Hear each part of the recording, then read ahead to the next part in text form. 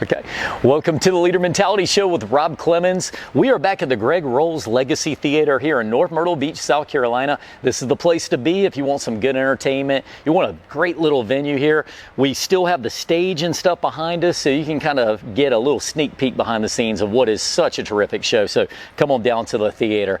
And today, as always, I have an exceptional guest, and I'm really excited to have her on the show. Her name is Becky Large with the Champion Autism Network, and she's just phenomenal. She's been doing great things in the community. I want to welcome you to the show. Thank you. So happy to be here. Man, well, congratulations for being our League of Leaders winner for the month. Wow, that's quite an honor. Well, I'm really,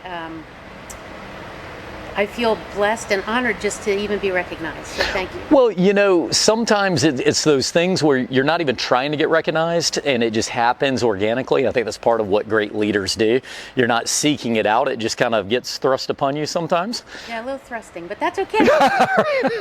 Nothing wrong with a little thrusting. I just did want to say one thing. Yeah. He wasn't kidding about the Greg Rolls show being awesome. Oh. You've got to check it out. So. I mean, you heard it here first. Look, my wife and I, we came to the kind of the VIP. Not that we're VIPs or anything. You were too. Hey, okay. high fiving on this. I told you she was a big deal. But anyway, so we were at the VIP, and you know how it goes. We were smoking our cigars, and anyway. But no, we came, and my wife came, and we don't get to go to a lot of shows. And when it was over, she was like, "That was so good," and she goes online and signs us up to get 2 more tickets for later non-VIP show. So that goes to show you, it's good for both. Yeah, it is. Yeah, it's great stuff. It's a great place to be, and I'm glad you enjoyed it as well. Well, tell us a little bit about the Champion Autism Network. What are you guys doing, and who's a candidate? Who's a candidate? So we serve people and families living with autism, and autism, when people have it and they leave the house, sometimes they get overstimulated by lights, crowds, sounds, and smells, and they kind of have these tantrums and meltdowns. And the public at large is quick to judge that this is a horrible child or evil parents, when actually it's a family in crisis. So really the things that we do are we try and educate the community. We kind of do education and advocacy for our people and families living with autism, creating environments that have less judgment, and then of course less sensory stimulation, so that the person with autism can come out and be more comfortable, and the entire family can join them and have a traditional family experience modified for people with autism. That's amazing. I heard the city of Myrtle Beach has made a big effort to try to get kind of a sort of a community based around these what was the word you used, lower sensory inputs. Yes, yeah. And I thought that was really cool. Have you heard anything about that? It's what that's me. That's your whole program I created. So it started in 2013, and then we had Surfside Beach declared the first Autism Friendly Travel Destination anywhere in 2016. So we've been catering to locals and tourists since then, educating the public so that when people come here, they feel supported because the public understands and they're less judgmental. And then we train the hospitality industry, restaurants, resorts, hotels, on the needs and accommodations of our families. And then we host sensory-friendly events. And since 2013, we've been holding monthly sensory-friendly movies where the lights are up, the sound is down, and everybody's free to move around. And then we've been training businesses since the end of 2015. Wow. So if you're a business that wanted to get involved with that, what do? They could just call you guys up? Do you come do a consultation? Sure. So I could come on site and do a consultation, but our modules since COVID, we used to do everything live and on site, which kind of had us right here in the Myrtle Beach, Grand Strand area. But since COVID, we have all of our modules are online as well. So now we have online training modules, makes it a lot easier as far as logistics and training goes. It can be taken on any electronic device. And if the businesses are interested, it's a really affordable subscription fee with up to 300 seats, depending on how many employees you have. And it's a year-long subscription, and I'm trying to think of something else. Oh, and then we also have an app because our families were reticent to share that they had autism. So we ask our businesses to provide a discount or a service.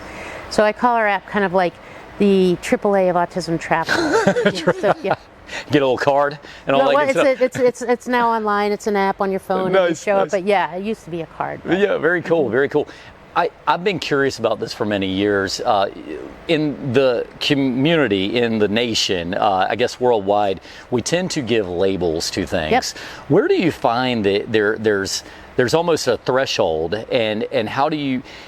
Let me rephrase this in a way that makes sense to me. You know, sometimes we're looking at people, and maybe somebody has a problem with sensory inputs or stimulation in certain ways, but it's not quite what you would put on the spectrum. Well, I love that you do this, and I love that you've taken an active interest in the community and trying to make things better. It's all about solutions, right? I think sometimes that's great leadership. It's you see something that could be better, and you find a way to make it better. I know Michael Sokolic, who had something to do with this, had worked on with the Myrtle Beach Pelicans. He has a hearing impaired day for people, and I thought that's great. You know, how can we get people something that can make them feel good in the community, educate the community, and this is what you've done. Let me ask you a question about your study. So you talk about going to places, and you can go to a business and find ways to help them. How do you know maybe when a kid is growing up, or somebody's maybe a teenager, how to diagnose somebody that may be in need of some kind of care? And that's with autism, it's, you know, the lower functioning ones are easier to identify than the higher functioning ones. Right.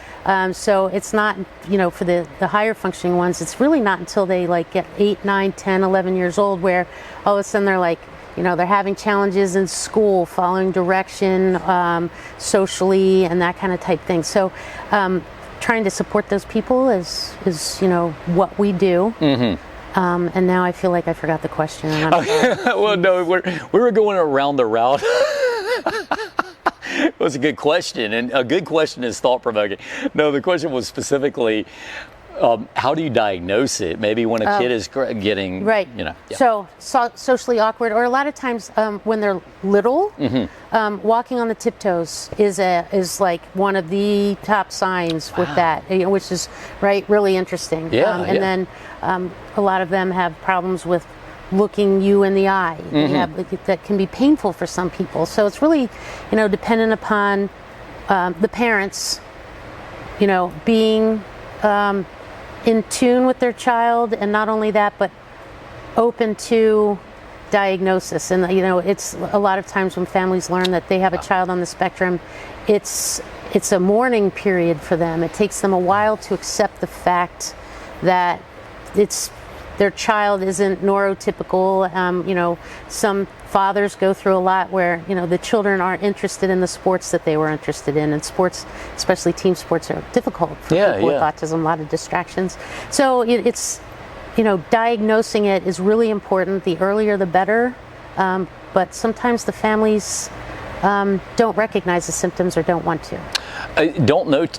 That's a great point. And look, it's almost the same thing as maybe when you got a little chest ache and you don't want to go to the doctor, or maybe when you got a headache and you don't want to go to the doctor. You kind of don't want to know a little bit. Yeah. But at the end of the day, the sooner you know, the better you can take care of that situation, right? Oh, absolutely. Give me a little ray of hope for some of those people. I mean, ultimately, I know that, you know, there is support out there. Maybe that's a ray of hope in itself. But, you know, this is something that people go through, people survive through. I mean, do you have something that you think could lift those people up a little bit? I think really what I do is just try and support the people and let them know that they're not alone. You know, whether the parents, you know, or the family members or the people with autism, you know, it's all about community and creating that community. And you, as isolating as it is and can be, you really aren't alone. Wow. And, you know, I'm here to break down barriers so that you can go out and play and you're not, and know you're not alone. Yeah. I love it that you're doing this, and please keep doing that. We talk about why are you in the League of Leaders right now. This is it. And I would love to think, and I'm not going to try to start holding hands. We're going to do Kumbaya, but let's. Yeah. Hi, Come on, everybody. No, okay. We are in the theater, right? Well, we are. I know. I mean, Greg's going to get his guitar out here. Yeah, we'll perfect. have a whole thing going. I think we should do that. But no, the thing that I kind of wish is that there was more of this out there, not just for autism, but everything. Sure. We need a less judgmental society. And I think the more studies they do, the more they're finding out that your brain is doing things, and we're not all wired the same. And I heard Dr. Phil say one time, my wife made me watch Dr. Phil. Phil, it's 2 syllables, but she would say, he said, you can't tell him to do that any more than you can tell him to be 7 feet tall. And it's an interesting statement, but it so applies, because we look at the physical limitations of people and we understand those. We understand, but when we can't quite get our heads wrapped around the mental, and the mental is probably harder than the physical. Well, because it's hidden. Yeah. Right, and that's the thing about autism. There's different disorders, like Down syndrome, where there's physical characteristics for that, and it's easy to spot somebody with a physical disability, but autism's a hidden disability until it's not, right? So we look normal until the tantrum or a meltdown ensues, and then all of a sudden we're those people. Exactly. And then that's the kind of stuff, especially in 2024, that goes viral nowadays sometimes. And so I think we do need to live with a little more compassion. I think that might be the theme of the show today, and I love that. Before we go into a little bit of your backstory, I'd love to hear about some of the fun stuff you're doing lately. What all's been happening in the world? So I have this, my evil plan is World Autism Awareness Domination. That sounds very evil. I'm on a mission. I know, right?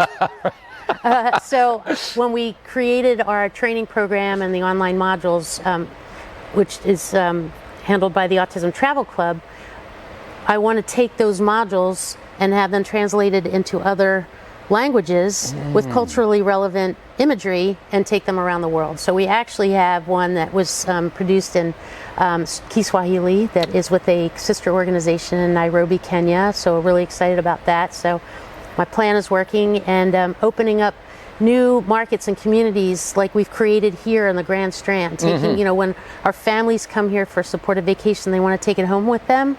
So we've packaged it. And we can do that. And I was just in Kissimmee, Florida, onboarding them as a new market, and we're starting to branch out. So yes, that's what's going on. And then we're starting here locally. We're really excited about it. Like I said, I've been doing this since 2013, and our people have. They're not little kids anymore. It's 11 years later, and they've all grown. So we need opportunities for them, social opportunities and programs for them. So I'm partnering with the Star Academy, and we're forming, it's called the Hook program, Hangout for Older Kids. Okay. And the Star Academy is going to have kind of like a clubhouse kind of type place where they can go. And then Champion Autism Network will plan sensory-friendly events for them.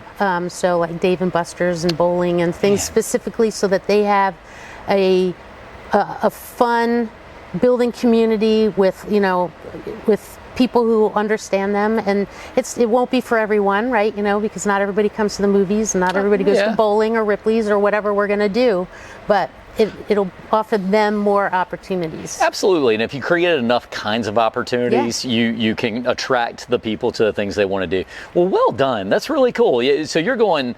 She got the whole national thing. You're going international. So the other thing is we have all these relationships with trained and aware businesses and their employees.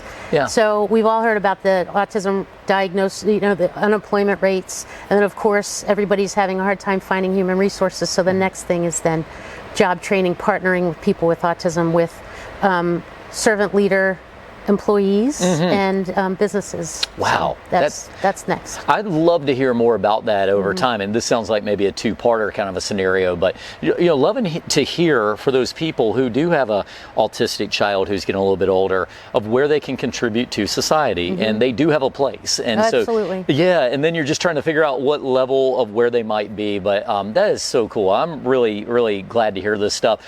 Where can people get involved? What's the website and all that good stuff? ChampionAutismNetwork.com. Okay. And then we have a good Facebook presence, Champion Autism Network, on Facebook as well. And all of our events and everything are listed there too. Take donations and such? Absolutely. Pretty please.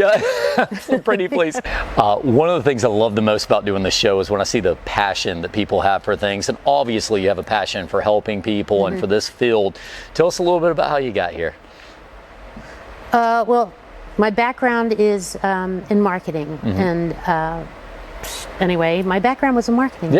And we moved here from the Philadelphia, South Jersey area in the spring of 2012, and my husband got a job here, and one of our children had autism.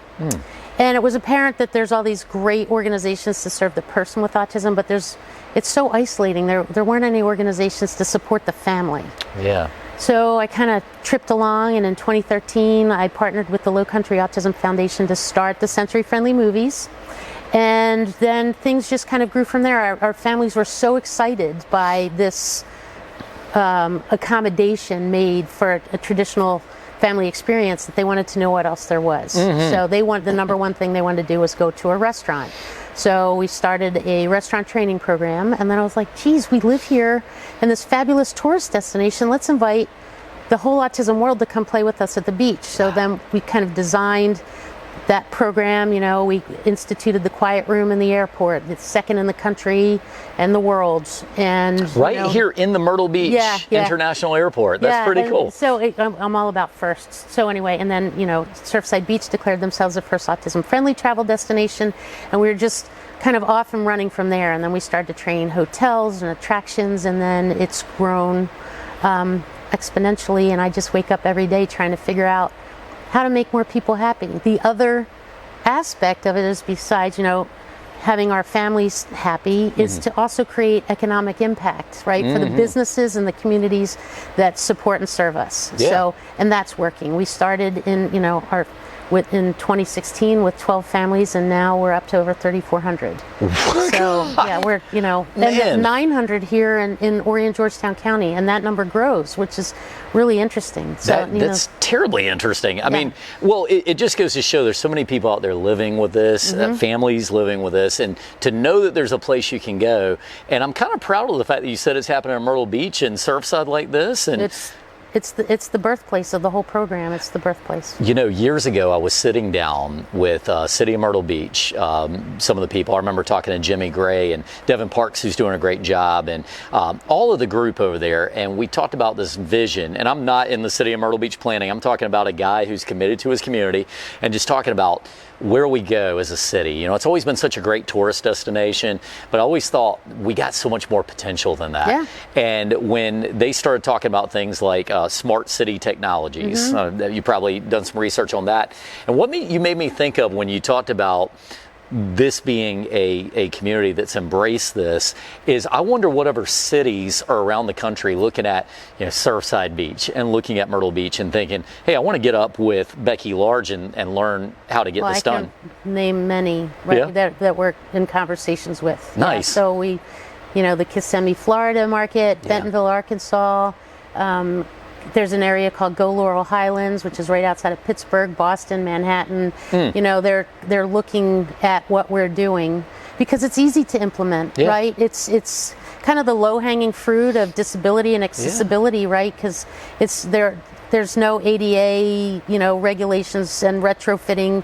A lot of it is just kind of being non-judgmental, learning a little bit about the disorder, and providing supports and accommodations, which could be as easy as turning the lights up and the sound down. The lights up and the sound down. I'm going to go back to this because I would love to hear a couple of tips. One thing I will say is that you're absolutely right. If I decide tomorrow I want to convert my city into a smart city, it's like, well, how many $1 million do you want to invest into this? But you could do this at a relatively low cost. It's more about just having the initiative to do it. Yes. Oh, cool. What are some of the top things you would tell somebody that said, hey, I'm in, Orlando, Florida, and we want to get this established? What are maybe some of the high checkpoints?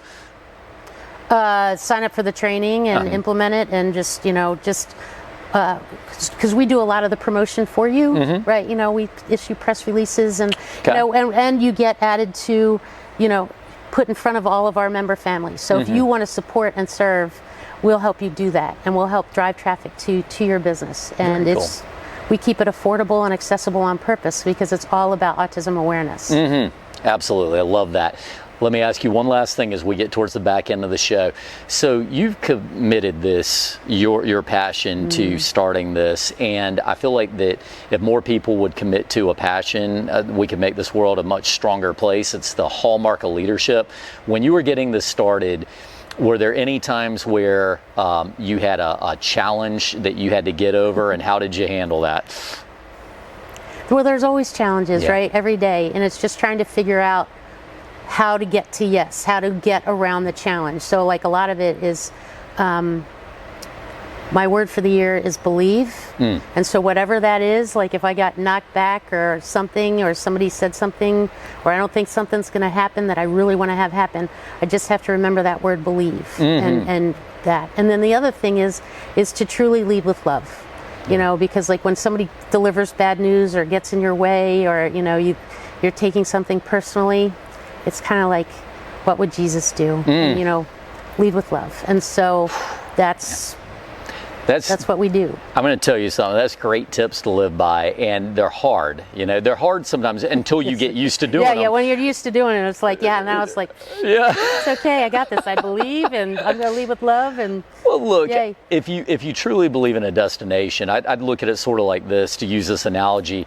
If I find myself in the middle of the ocean and I'm swimming around and I'm just aimlessly wandering, eventually you drown. You have no hope, you have no goal. But if you believe, if you see that little island in the background over there, you know that maybe you have to swim a little harder here and there. Maybe you might get a little cramped, but if you keep towards that destination, you'll get there, and then hopefully you can be an inspiration for others. So that's what you've done. Appreciate you being on the show. Appreciate it. How can people find you? ChampionAutismNetwork.com or BeckyLarge.com. Becky Large, you did a great job. We appreciate it. Rob Clemens, I appreciate it. And we want to thank you. We want to thank the Greg Rolls Legacy Theater once again. Thanks to all the sponsors who have made this happen. And as you're going out there and you're wondering if you can make a difference in this world, I think there is proof that every day you can strive to make that difference. Great leadership means that it's not all about you. It's about the people that you can help around you. So I ask you to go out there, be inspiring, and we'll see you all next time on the Leader Mentality Show with Rob Clemens.